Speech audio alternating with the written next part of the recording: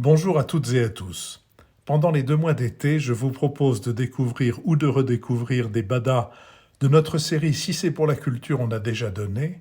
Si vous les avez déjà entendus, vous les réécouterez avec plaisir. Si vous les avez manqués, vous apprécierez cette seconde chance. Du moins, c'est notre pari. Après Nieves Salzman, régisseuse à la Comédie Française, et Grégoire Ichou, dont les visites chantées de musées et de monuments connaissent un beau succès, Alexandre Gady est revenu la semaine passée sur ce que lui a appris son travail avec la Société pour la protection des paysages et de l'esthétique de la France. Il expose aujourd'hui le projet et les perspectives du tout nouveau musée du Grand Siècle dont il dirige la préfiguration.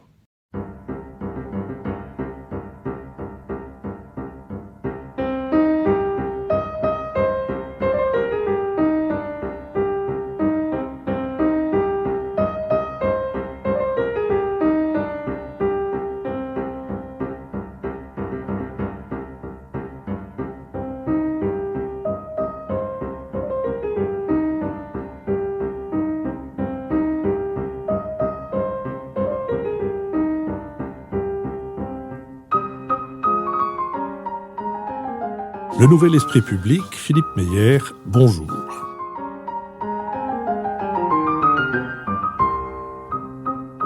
Bonjour, merci de m'avoir rejoint pour ce nouveau bada, ce nouveau supplément de notre série Si c'est pour la culture, on a déjà donné. Pour la 4e fois, j'ai le plaisir de recevoir Alexandre Gady. Alexandre Gady, bonjour. Bonjour. Vous êtes donc historien de l'architecture, nous l'avons dit, mais vous êtes aussi, depuis relativement peu de temps, vous êtes chargé de la préfiguration du musée du Grand Siècle. Alors, qu'est-ce que c'est que le musée du Grand Siècle? Où cela se passe-t-il? Où cela se passera-t-il? À qui le devons-nous? Et comment ce projet va-t-il se développer? Alors c'est vrai, il y a 2 ans, je me suis fait détacher de la Sorbonne, c'est les privilèges de la fonction publique d'État, et j'ai rejoint le département des Hauts-de-Seine auprès du président qui m'avait appelé, parce que ce musée, cette aventure humaine et culturelle incroyable, elle est le croisement de deux miracles. Le premier miracle, c'est la générosité d'un donateur qui décide au soir de sa vie, il est toujours avec nous, et c'est ça qui est formidable aussi, c'est pas une donation post-mortem, de donner toutes ses collections personnelles d'œuvres d'art, qui sont très nombreuses, tableaux, dessins et animaux de verre de Murano, c'est plus étonnant, ainsi qu'une très belle bibliothèque de recherche de 50 000 ouvrages, et puis toute une documentation. 300 boîtes de documentation de recherche accumulées pendant 60 ans. Ce personnage, c'est Pierre Rosembert. Pierre Rosembert, ancien directeur du Louvre, membre de l'Académie française, élu au 14e fauteuil qui est celui de Charles Perrault. C'est pour nous qui sommes des amoureux de la littérature et du XVIIe siècle, nous y sommes sensibles. Personnage parisien, grand spécialiste de la peinture française du XVIIe, de Poussin, internationalement reconnu, qui partage sa vie entre Paris et Venise, d'où le tropisme des animaux de verre, où il se repose et il écrit, parce qu'il reçoit encore beaucoup chez lui à Paris comme un ministre. Tout le monde vient le voir, c'est le grand sage de l'histoire de l'art française. Dans une maison tout à fait extraordinaire, où il y a des tableaux jusqu'au plafond. Absolument, il y en a partout, et ces tableaux qu'il a accumulés, il a commencé à collectionner à l'âge de 13 ans, et il a accumulé toute sa vie avec cette... Il est tout le temps fourré dans toutes les salles de vente. Et un jour, le croisant, pensant faire une plaisanterie, je dis « Pierre, mais vous êtes de nouveau là, mais vous pensez quand même pas trouver un poussin ?» Et il m'a regardé, il m'a dit « Et vous en savez quoi ?» Oui, c'est tout à fait son humour et sa façon de répondre. Alors effectivement, il est encore, il achète encore, il continue d'acheter. C'est une passion, une accumulation. Alors, il n'a pas d'enfants, et donc il a adopté les petits enfants de sa deuxième épouse, mais il était quand même dans l'idée que la transmission se ferait vers le public. Donc il voulait donner cette collection. Là, il faut dire peut-être une chose. Certains auditeurs le savent peut-être. Normalement, la règle non écrite, c'est qu'un conservateur ne collectionne pas, notamment les objets sur lesquels il travaille, parce qu'on pense que ça peut créer un conflit d'intérêts, etc. Pierre Rosembert a toujours pensé l'inverse. D'abord parce qu'il a collectionné avant puisqu'il était enfant, lorsqu'il a commencé à collectionner. Sa première acquisition un peu sérieuse, c'est une gravure de Jean Lurçat à 13 ans. Vous voyez, bon, on est tous égaux, mais enfin, pas tout le monde n'a pas cette... voilà. Après, il aime moins Lurçat, il aime plus la gravure, mais enfin, voilà, il a commencé comme ça. Mais son idée, c'est fondamentalement l'inverse, c'est que pour lui, un conservateur qui fait son métier, c'est un conservateur qui achète personnellement. Pourquoi ? Parce qu'il dit que d'abord, c'est une merveilleuse école, mieux que la fac, mieux que l'école du Louvre, parce que vous allez à Drouot, vous allez au Puce, Il y a un chef-d'œuvre au milieu de la drouille, comme on dit, et il n'y a pas de cartel, il n'y a personne pour vous dire ça, c'est très, très bien, parce que tout le monde essaye d'acheter ce qui est le mieux, sans parler aux copains. Et donc, vous êtes face à vous-même, à votre œil, à votre sensibilité. Et il faut se lancer avec son propre argent.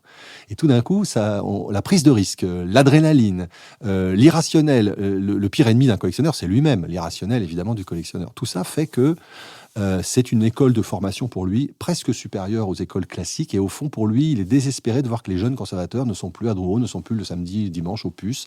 Et c'est vrai, sans doute, que c'est... Alors après, il y a Internet, il y a tout à changer, bien sûr, avec les ventes en ligne, mais pour lui, c'était une école, et on le croise encore à Drouot avec son écharpe rouge. Donc ça, je trouve ça assez merveilleux. Hein. C'est une école de la vie artistique. Donc ça, c'est le premier miracle, c'est tout donner. C'est aussi un homme qui a été marqué profondément par les drames du XXe siècle, bien sûr. Hein. Sa famille vient d'Allemagne. Vous pouvez imaginer pourquoi pendant l'entre-deux-guerres. Il est né en 1936 à Paris. Il a passé son enfance caché dans des fermes du Sud-Ouest, juste parmi les nations, des paysans qui voient toujours aujourd'hui. Donc il y a une fidélité très forte, mais il y a aussi le sentiment des drames de la vie, des drames du XXe siècle, de la possibilité de la destruction totale d'un peuple, d'une culture. Donc je crois que ça, c'est sans doute, je m'avance peut-être un peu, c'est comme ça que je ressens. Et c'était très fort dans le lien avec Patrick Devedjian, parce que le deuxième nom qu'il faut citer, bien sûr, l'homme extraordinaire qu'on a eu la chance de connaître et qui malheureusement nous a quittés au début du Covid, Patrick Devedjian, c'est le second miracle de cette aventure.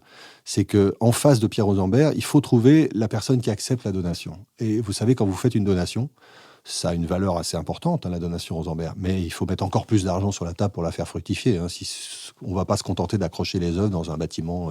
Voilà. Donc ça veut dire qu'il faut monter un projet, trouver un lieu, avancer, recruter du personnel, acheter aussi d'autres tableaux, d'autres objets. Donc c'est une aventure qui financièrement est importante. Donc Pierre Rosenberg n'avait pas trouvé le bon interlocuteur. Hein. Il avait même échoué dans un projet assez beau, mais un peu loin de Paris, un peu isolé, aux Andelys. Pourquoi les Andelys ? Parce que c'est naturellement le village où est né Poussin, donc il avait cette passion poussinienne qui fait qu'il avait choisi les Andelys. Bel endroit, mais vraiment isolé, petite collectivité locale, donc compliqué évidemment. Et la rencontre avec Patrick Devedjian s'est faite, et Patrick Devedjian a dit banco, moi je prends parce que, comme il disait, nous on est riches dans les Hauts-de-Seine, donc faut dépenser l'argent, et où ? Dans la culture. Et donc Patrick Devedjian a topé, si j'ose dire, avec Pierre Rosenberg au début de l'année 2019 pour accepter, au nom du département des Hauts-de-Seine, la donation. C'est merveilleux de dire ça, mais... on a tous peut-être croisé des élus dans notre carrière ou dans notre vie. On a vu des gens intéressants, souvent intelligents, forts, puissants, cultivés quelquefois, souvent la littérature, un peu moins de l'histoire. Pour ce qui est des arts visuels, comme on dit les beaux-arts, quand même moins. Alors peut-être certains, une posture d'art contemporain, dont ils ont fait un ADN, comme Pompidou par exemple. Mais enfin, moi, ce qui m'a frappé avec Patrick Devedjian, et que j'ai eu la chance de fréquenter pendant 1 an, d'assez près, c'est qu'on pouvait discuter de Philippe de Champaigne, de Charles Lebrun, et même d'un peintre complètement inconnu sur lequel le musée de Caen vient d'ouvrir une grande exposition, qui est Louis Chéron, peintre protestant parti en Angleterre après la Révocation. On ne peut pas dire que ce soit au centre de l'histoire de l'art. Louis Chéron, j'ai entendu une conversation, la première fois que j'ai vu de Devedjian parler avec Rosenberg, il parlait de Louis Chéron, comme ça, hein, et l'un disait à l'autre, j'ai un tableau, moi j'ai un dessin, parce que Patrick Devedjian était aussi collectionneur. Là, il y avait un point de contact, évidemment. Mais surtout, si on refait la carrière de Devedjian, on comprend exactement qu'il ne pouvait pas arriver à autre chose que ce qu'on a vécu. Pourquoi ? Parce que Devedjian a été guéri de l'extrême droite par Raymond Aron. Il disait toujours, Raymond Aron a transformé en moi la boue de l'extrême droite en or de la démocratie. C'est beau. Et dans l'entourage de Raymond Aron, sa fille Dominique s'est mariée avec un jeune historien d'art qu'on a tous aimé, qu'on a tous connu, qui était à Commentaire, qui est Antoine Schnapper, qui était mon collègue à la Sorbonne, que j'ai connu. Et Antoine Schnapper, immense historien de la peinture française 17e, mais qui, jeune, était aussi collectionneur. Alors les universitaires avaient plus de facilité que les conservateurs. Et qui emmenait-il le dimanche aux puces, sous le bras ? Patrick Devedjian. Ils ont acheté, ils se sont formés, et c'est en fait un historien d'art rentré.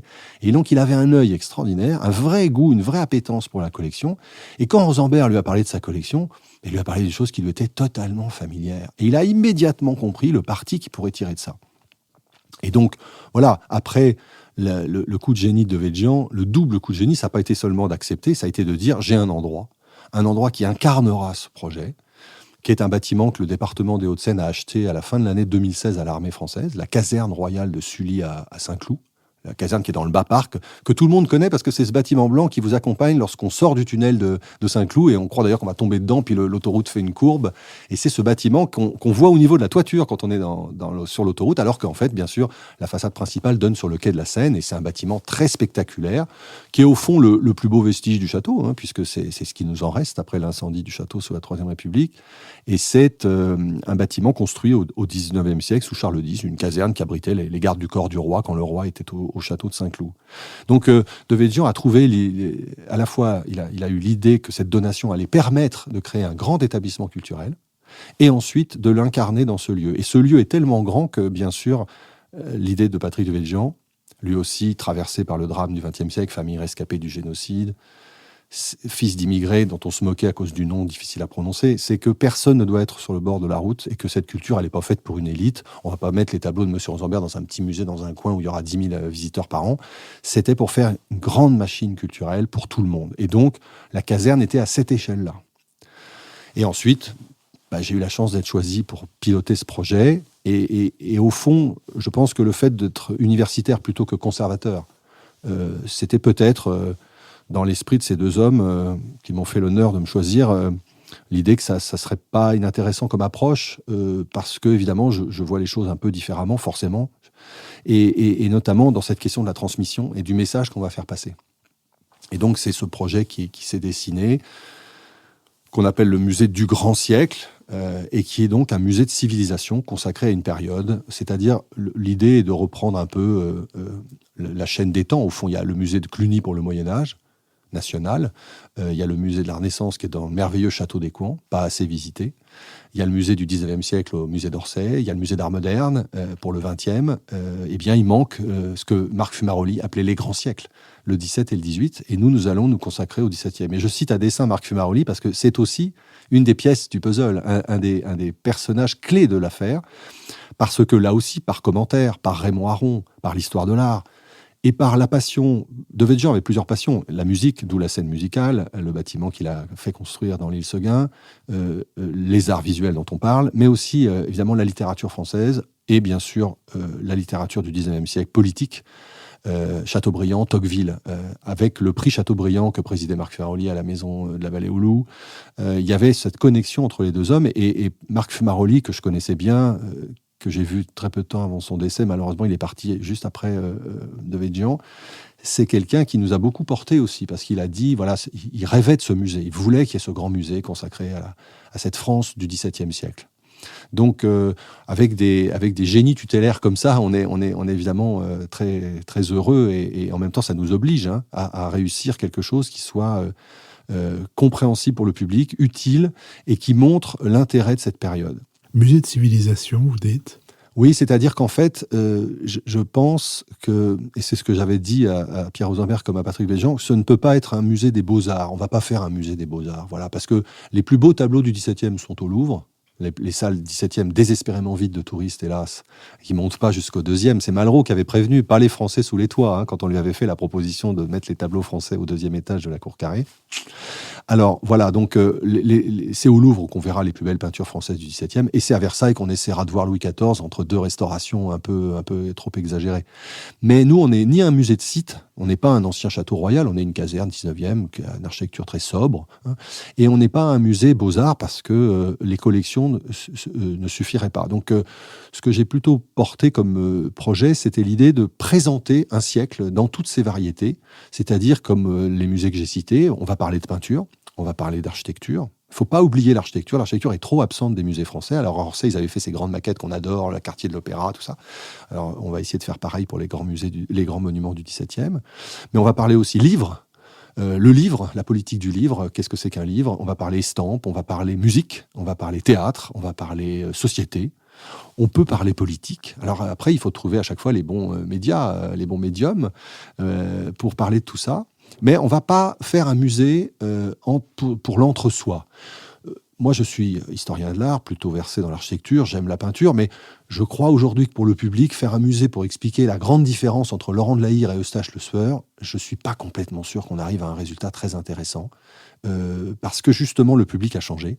Et il faut prendre ce public-là et le monter. Il ne faut pas se désespérer. J'entends des collègues qui me disent « mais les gens ne savent plus rien ». Bah oui, ok. Et ben alors c'est la base de départ. Ils ne savent rien, donc on va les faire monter. Et donc, le musée se propose d'être une promenade thématique sur le XVIIe siècle. En fait, l'idée, c'est ça. Chaque salle est un thème.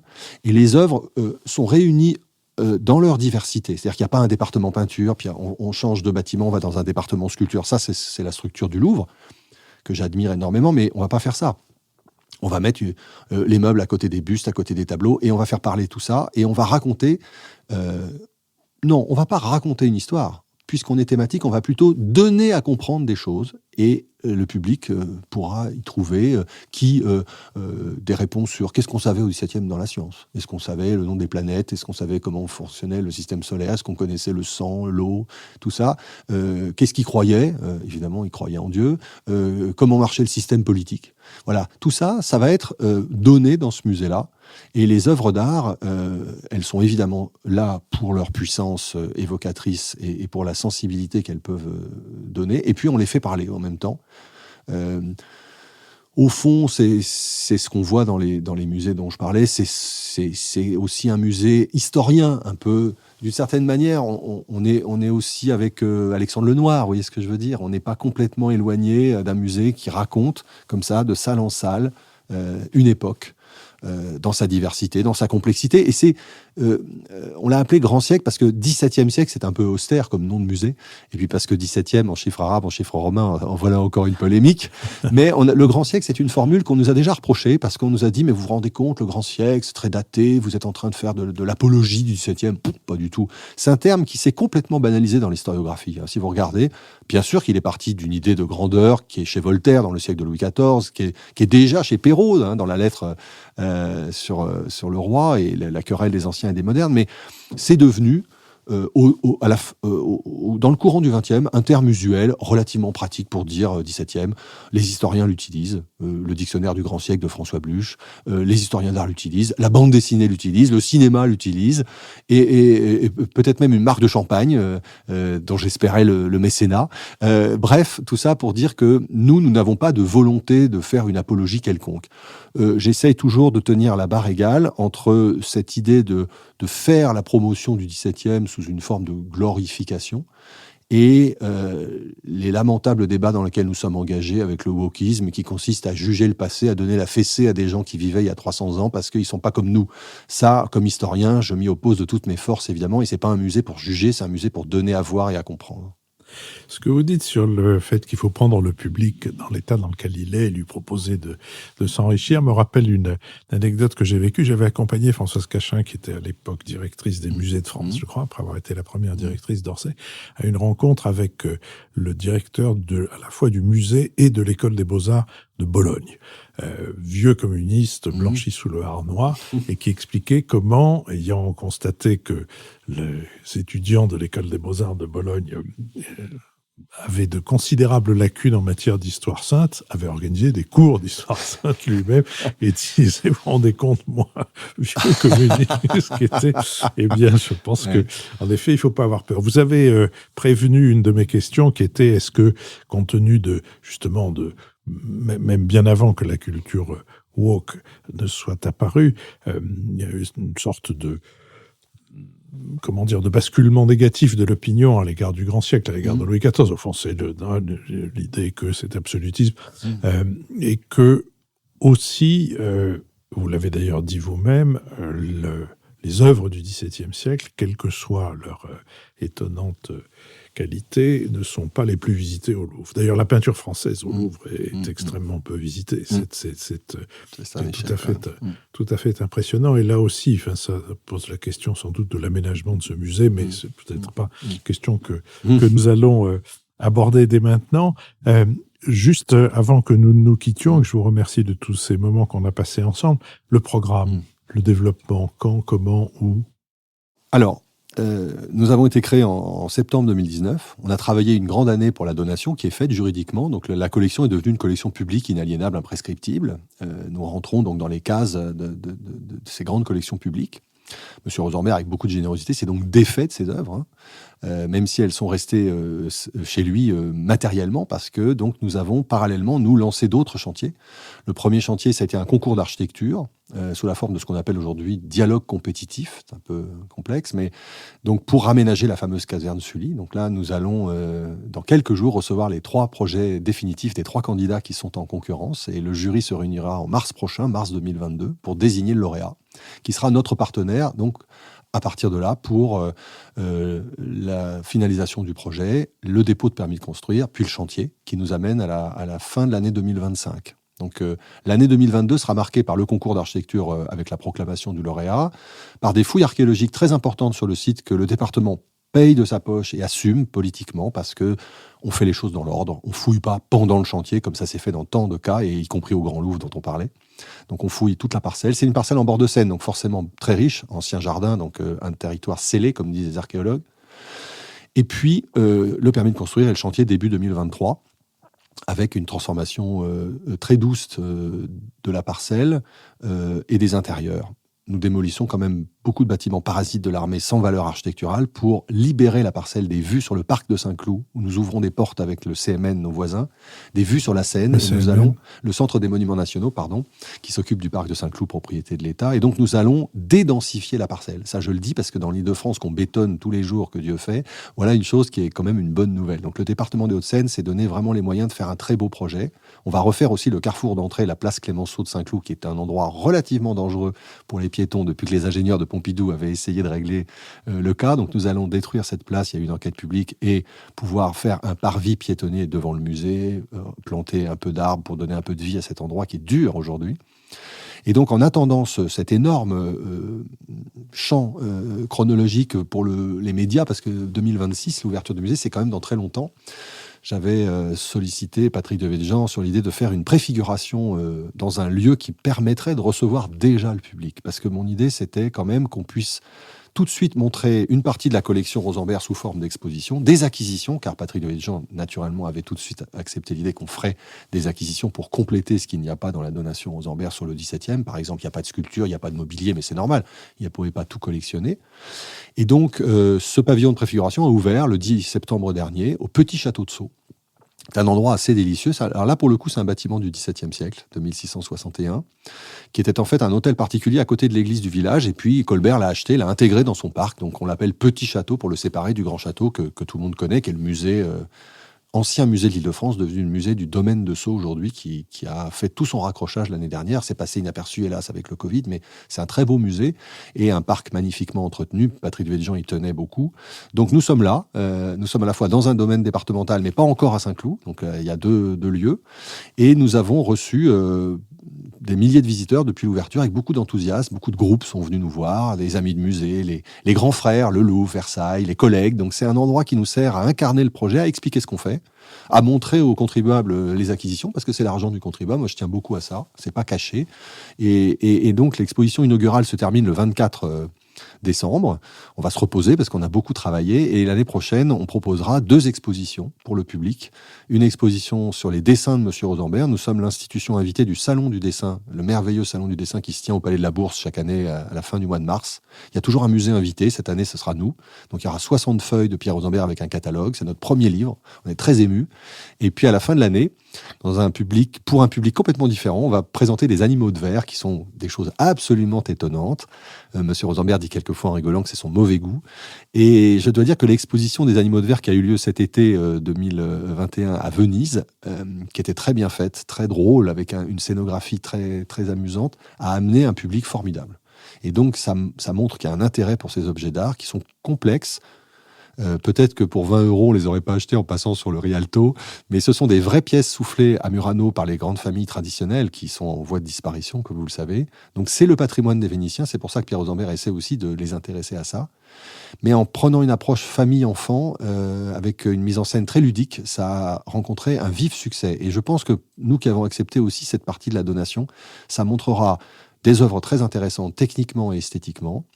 Ça ouvrira sur une dimension onirique qui n'est pas très présente dans nos musées. Et puis surtout, ça montrera le caractère facétieux de Pierre Rosembert, parce que c'est ça aussi qui est au cœur de ce personnage. C'est un immense savant et c'est un homme très facétieux. Et cette combinaison, peut-être je pourrais dire ashkénaze, est vraiment formidable. Donc on a de la chance de travailler avec lui. Alexandre Gady, merci beaucoup. Merci.